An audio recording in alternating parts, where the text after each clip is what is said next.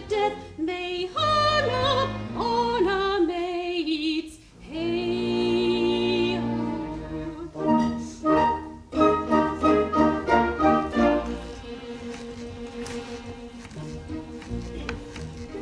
when maiden love she mopes apart as a mops on a tree, although she keenly feels the smart, she cannot tell what ails her heart with its sight of me.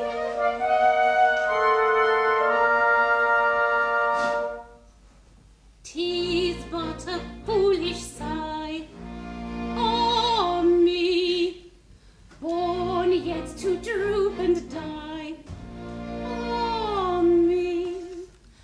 Yet all the sights of our hearts lies hidden in our veins, oh me.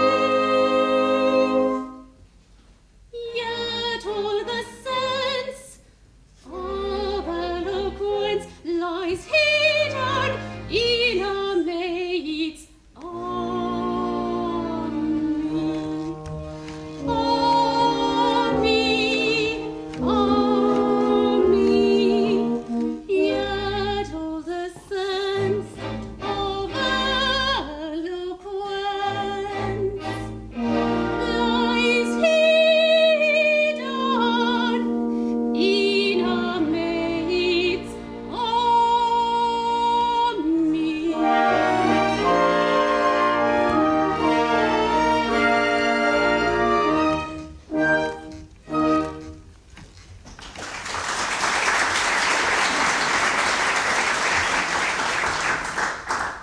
Hey, Mistress Merrill!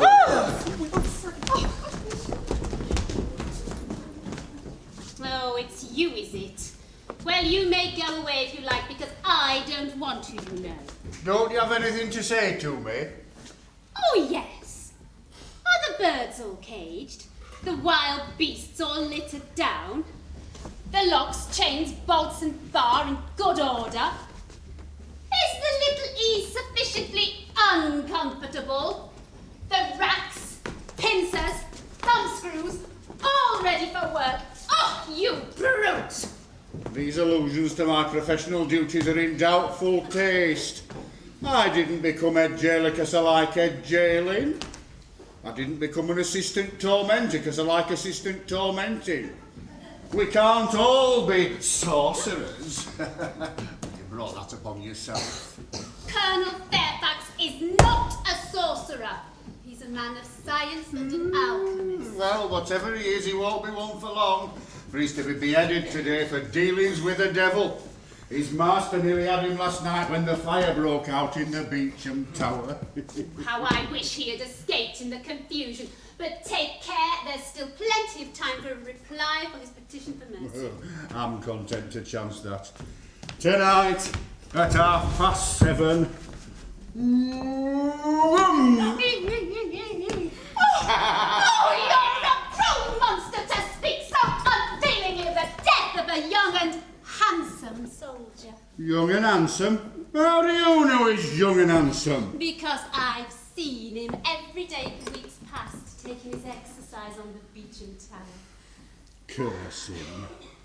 Oh, there, I believe you're jealous of him now. Jealous of a man I've never spoken to. Jealous of a poor soul who's to die in an hour. I am. I'm jealous of everybody and everything. I'm jealous of the very words I speak to you, because they'll reach your ears, and I mustn't go near them. How unjust you are. Jealous of the words you speak to me. Why, you know as well as I do I don't even like them. You used to like them. Oh, I used to pretend I liked them. It was mere politeness to comparative strangers.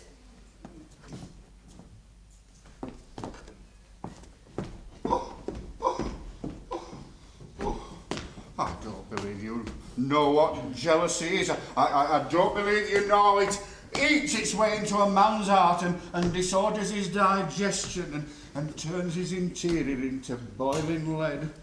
Oh, you're a heartless jade to trifle with the delicate organisation of the human interior.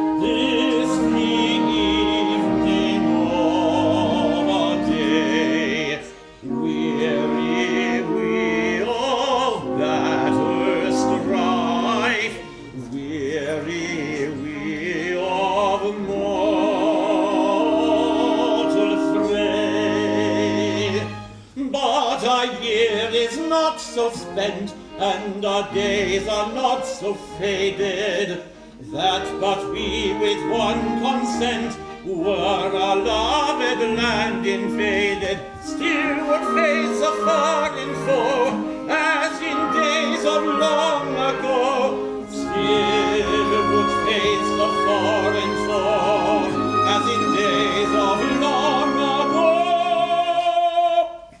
As in days of long ago. As in days of long ago. Still would face a foreign foe, as in days of long ago. This thunder, oh, this gallant type and valiant soldiers, brave and daring, bold and staring, in their bygone days of daring. Those who the autumn gallant type and valiant soldiers, brave and daring, in their bygone days of daring. Weary of the sword strife, weary of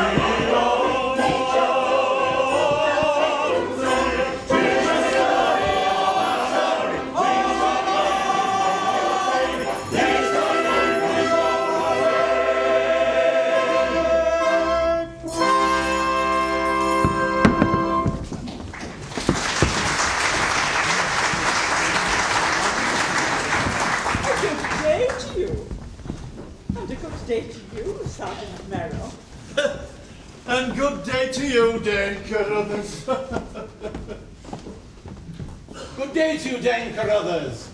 Busy today? Busy, aye. The fire in the Beecham last night has given me work enough. A dozen or so poor prisoners. Richard Colfax, Sir Martin Byfleet, Colonel Fairfax, Warren the Preacher Poet, and half a score others, all packed into one small cell, not 6 feet square. Poor Colonel Fairfax, who's to die today, is to be taken to number 14 in the Cold Harbour, that he may have his last hour alone with his confessor. And I've to see to that. Aye, poor gentleman. He'll die bravely. I fought under him 2 years since, and he valued his life as it were a feather. He's the bravest, the handsomest, and the best young gentleman in England. He twice saved my father's life, and it's a wicked thing, a cruel thing, and a barbarous thing that so gallant a hero should lose his head. For 'tis the handsomest head in England. Aye, for dealings with the devil. If all were beheaded who had dealings with him, There'd be busy doings on Tower Green. You know very well Colonel Fairfax is a student of alchemy, nothing more and nothing less. But this wicked tower, like a cruel giant in a fairy tale, must be fed with blood. And that blood must be the best and the bravest in England, or it's not good enough for the old blunderbore. Oh! Silence, you silly girl! You know not what you say. I was born in the old keep. I grow grey in it, and by God's hand I shall die to be buried in it. And there's not a stone in its walls that is not as dear to me as my own right hand.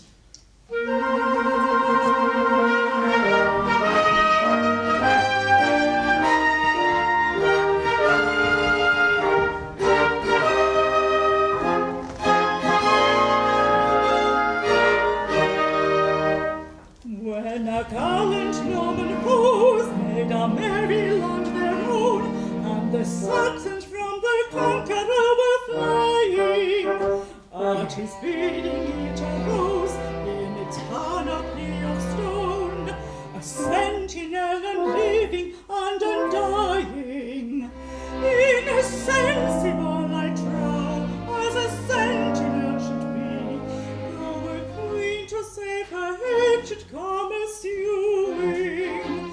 There's a legend on its brow that is eloquent to me, and it tells of duty done and duty doing.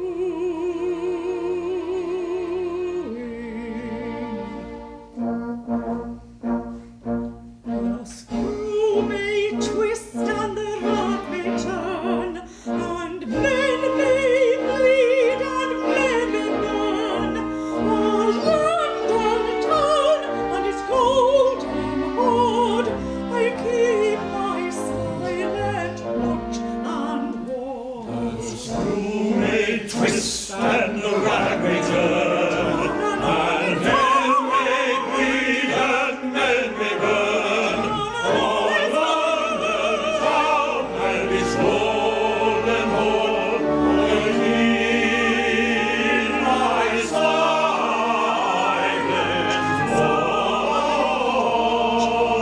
and ward.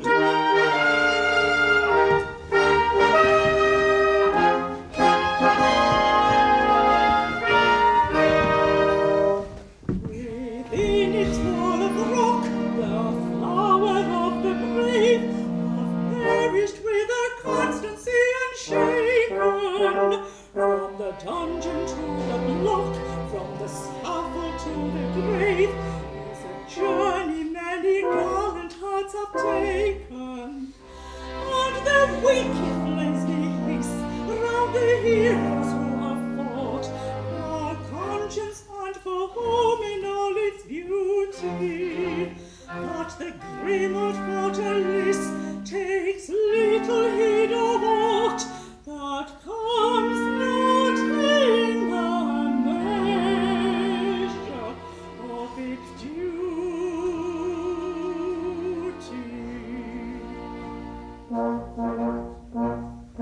The screw may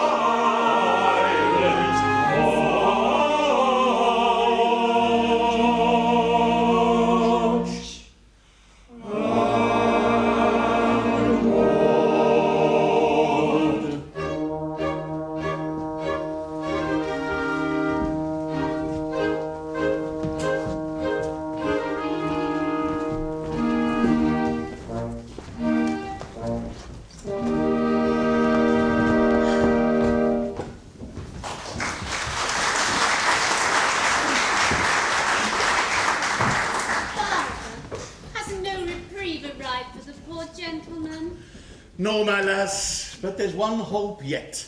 Thy brother, Leonard, who, as a reward for valour in saving his standard and cutting his way through 50 foes who would have hanged him, has been appointed a yeoman of the guard. And as he comes straight from Windsor, where the court is, it may be he will bring the expected reprieve with him. Oh, that he may. Amen to that, for the Colonel twice saved my life, and I'd give the rest of my life to save his. And will thou not be glad to welcome thy brave brother, whose fame of whose exploits all England is a-ringing? Aye, truly if he brings the reprieve. And not otherwise? Well, he's a brave fellow, and I love brave men. All brave men? Most of them, I verily believe. Oh, but if Leonard is going to be strict with me, they say he's a very dragon of virtue and circumspection. Now, my kind old father is kindness itself. And leaves thee pretty much to thine own ways, eh? I've no fears for thee. Thou hast a feather brain, but thou art a good lass. Oh, yes, that's all very well. But if Leonard is going to tell me that I may not do this and I may not do that, and I must not talk to that one or walk with that one, but go through the world with my lips pursed up and my gaze cast down, like a poor nun who has renounced mankind. Why, as I have not renounced mankind, and I don't intend to renounce mankind, I won't have it. There. Nay, he'll not check thee more than is good for thee. He is a brave fellow, the bravest amongst all brave men, and yet, it seemed but yesterday, he robbed the lieutenant's orchard.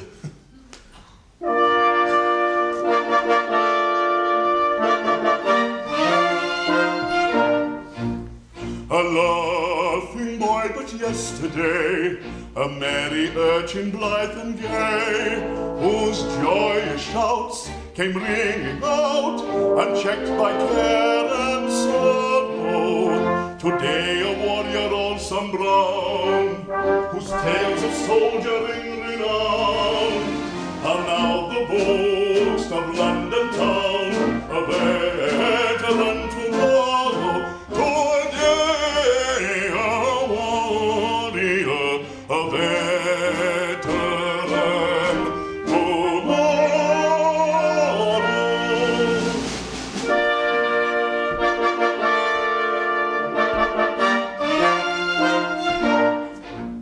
When at my Leonard's deed sublime a soldier's pulse beats double time, and grave hearts thrill as brave hearts will at tales of martial glory, I burn and flush with pride of joy, a pride unbittered by alloy, to find my boy, my darling boy, the theme of song and story. To find my darling boy, the theme of song and story.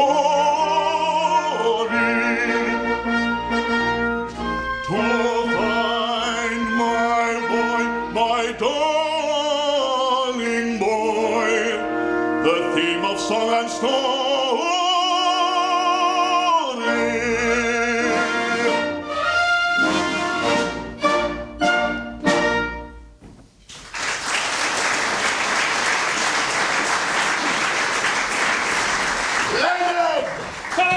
My brave boy, I'm right glad to see thee, and so is Phoebe.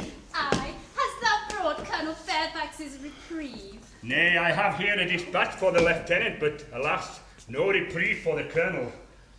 Poor gentleman, poor gentleman.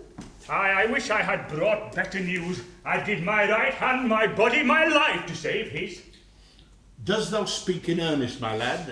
Aye, father, I'm no braggart. Did he not save thy life, and am I not his foster brother? Then hearken to me. Thou hast come to join the yeomen of the guard, Well, and none has seen thee but ourselves. and the sentry who took but scant notice of me. And now to prove thy word. Give me the dispatch, and get thee hence.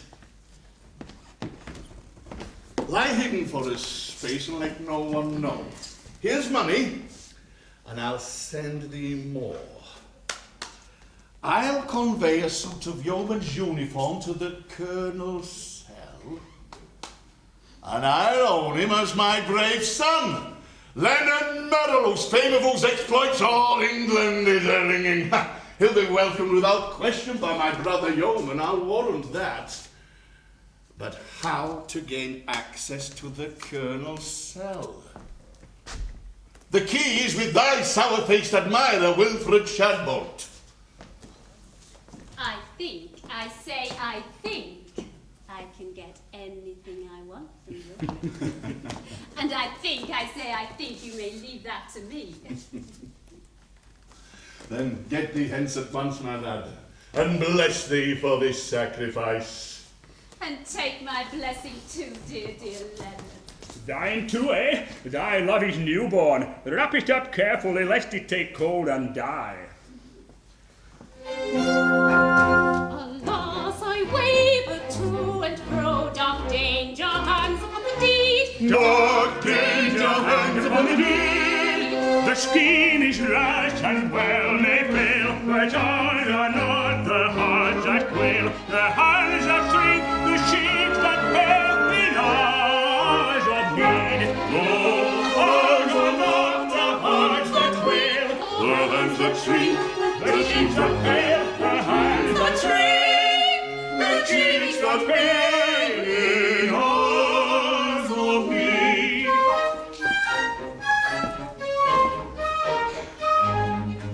The air I breathe to him I owe, my life is his, I count it naught. That life is his, so count it naught. And shall we reckon this we learn when services are to be done to save the life of such an one? Unworthy thought, unworthy thought. And shall we reckon this we learn to save the life of such an one? Unworthy thought, unworthy thought. We may succeed, who can foretell? May heaven help us. May heaven help us.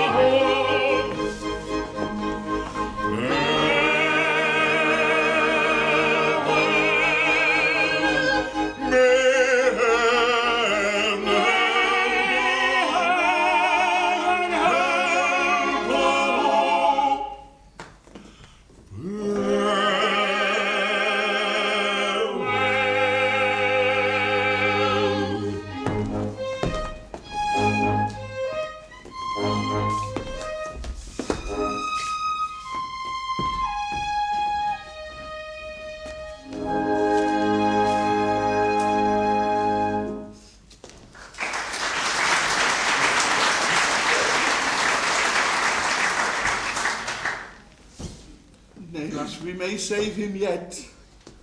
Oh, see, Father, they bring the poor gentleman from the Beecham.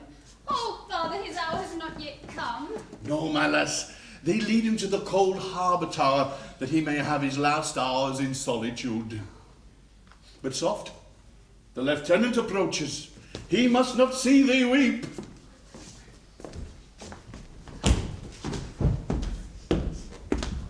Halt! Colonel Fairfax, my old friend, we meet but sadly. Sir, I greet you with all goodwill, and thank you for the zealous care with which you have guarded me from the pestilent dangers which threaten human life outside. In this happy little community, death, when he comes, doth so in a punctual and business-like fashion, and like a courtly gentleman, giveth due notice of his advent, so that one may not be taken unawares. Son, you bear things bravely, as a brave man should. Why, sir, 'tis no light boon to die swiftly and surely, at a given hour and in a given fashion. Truth to tell, I would gladly have my life. But if that may not be, I have the next best thing to it, which is death. Believe me, sir, my lot is not so very much amiss. Oh, Father, I cannot bear it. Poor lass, poor lass. Nay, pretty child, why weepest thou? Be comforted. Such a life as mine is not worth weeping for. Sergeant Merrill, is it not? May I greet my old friend? Why, man, what's all this? Thou and I have faced the grim old king a dozen times, and never has his majesty come to me in such a goodly fashion. Keep a stout heart, good fellow, for we are soldiers, and we know how to die, thou and I. Take my word for it, 'tis easier to die well than to live well, for, in sooth, I have tried both.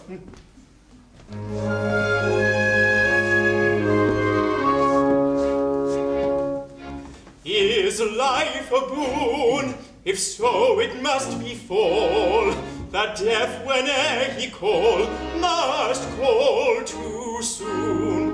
Though fourscore years he give, yet one would pray to live another moon. What kind of plaint have I, who perish in July, who perish in July? I might have had to die, perchance in June. I might have had to die, perchance in June.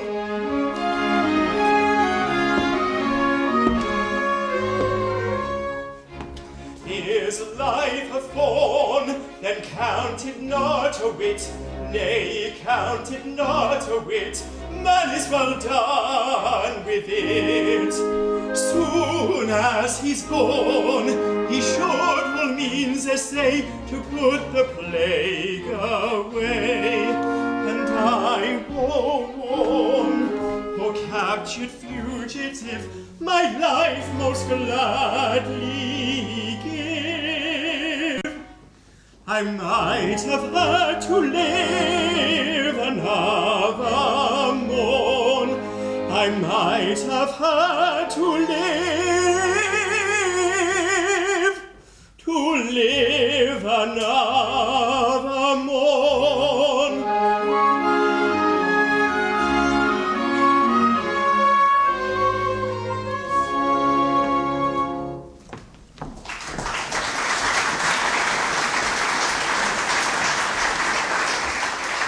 And now, Sir Richard, I have a boon to beg.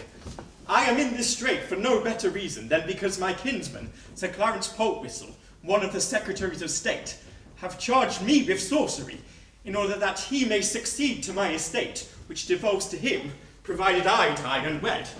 As thou wilt most surely do. Nay, as I will most surely not do, by your worship's grace.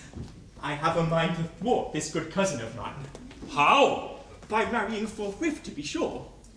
But heaven a mercy, whom wouldst thou marry? Nay, I am indifferent on that score. Coming death have made of me a true and chivalrous knight, who holds all womankind in such esteem that the oldest and the meanest and the worst favoured of them is good enough for him. So, my good lieutenant, if thou wouldst serve a poor soldier who has but an hour to live, find me the first that comes. My confessor shall marry us, and her dower will be my dishonoured name, and 100 crowns to boot. No such poor dower for an hour of matrimony. A strange request. I doubt that I shall be warranted in granting it. There never was a marriage fraught with so little evil to the contracting parties. In an hour, she'll be a widow, and I a bachelor again for aught I know. Well, I will see what can be done, for I hold thy kinsman in abhorrence for the scurvy trick he has played thee. 1,000 thanks, good sir. We meet again on this spot in an hour's time. I will be a bridegroom then, and your worship shall wish me joy. Till then, farewell. I am ready, good fellows.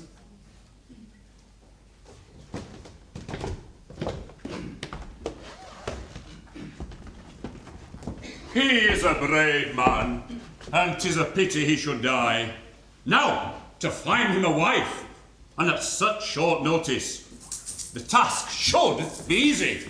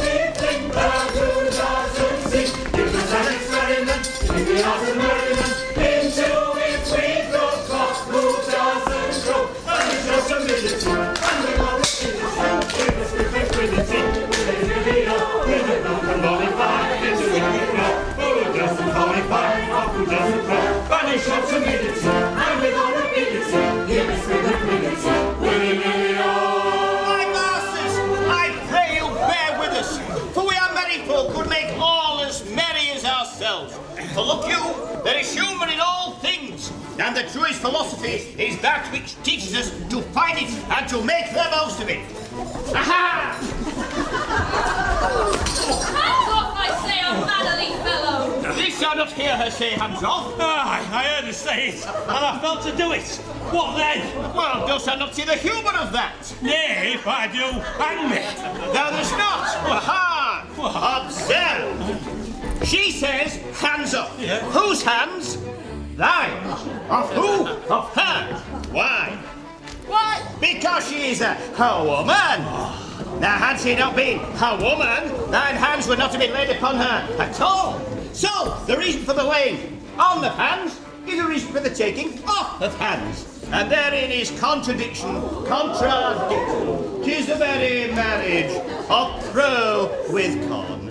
And no lopsided union either, as times go, for pro is no more unlike con than man is unlike woman. Yet, men and women get married every day. Ooh, we've not a one to say, oh, the pity of it, except I and fools like me. Now, wherewithal may we please you? We can rhyme you, couplet, trilet, quatrain, solid rondelle, ballad, what you will. Oh, we can dance you saraband, gondole, hello, pimpernel, jumping Joe. Let us give them the singing farce of the merry man and his maid. They're in a song and dance too.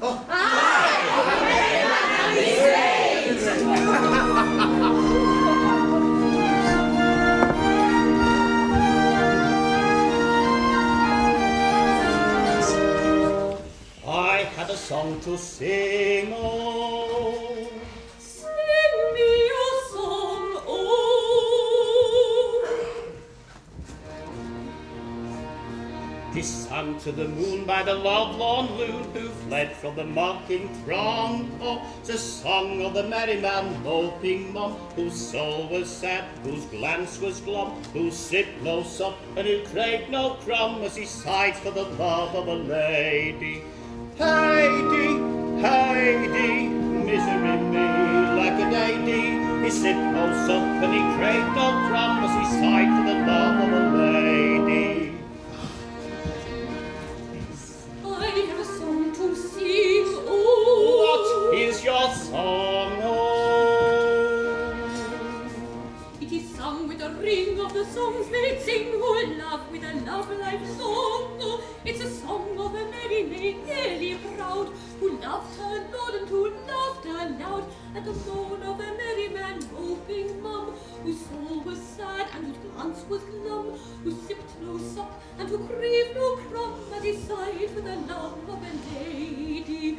Heidi, Heidi, misery me, like a lady. He sipped no sup and he craved no crumb as he sighed for the love of a lady. I have a song to sing, oh. Sing me your song, oh. 'Tis sung to the knell of the churchyard bell, whose doleful dirge ding dong. Oh, it's a song of the popinjay bravely born, who turned up his noble those with scorn, and the humble merry maid peerly proud, who laughed aloud and who laughed aloud at the moan of the merry man moping on, whose soul was sad, whose glance was glum, who sipped no sup, and who craved no crumb, as he sighed for the love of a lady. Heidi, Heidi, misery me, lackadaisy, he sipped no sup, and he craved no crumb, as he sighed for the love of a lady. I have a song to sing, oh. Sing me a song, oh. It is sung with a sigh and a tear in the eye, for it tells of a right and a wrong. Oh, it's a song of a merry maid, once so gay, who turned on a heel and tripped away from the pig of the popinjay bravely born, who turned up his noble nose with scorn at the humble heart that he did not prize. So she begged on her knees with downcast eyes for the moan of a merry man moping on, whose soul was sad and whose glance was glum, who sipped no sup and who craved no crumb, as he sighed for the love of a lady. Heidi, misery me, lackadaisy, his pains were all, and he sighed no more, and he lived in the love of a lady. Heidi, misery me, lackadaisy, his pains were all, and he sighed no more, and he lived in the love of a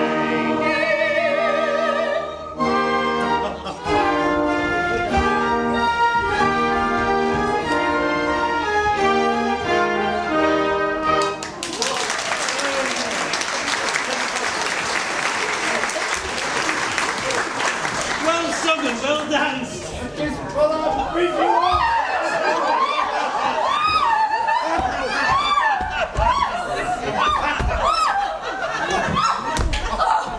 Best beware, I'm out! Back, sirs, back! This has gone too far! Thou dost not see the humour in me, yet there is humour in all things, even in this.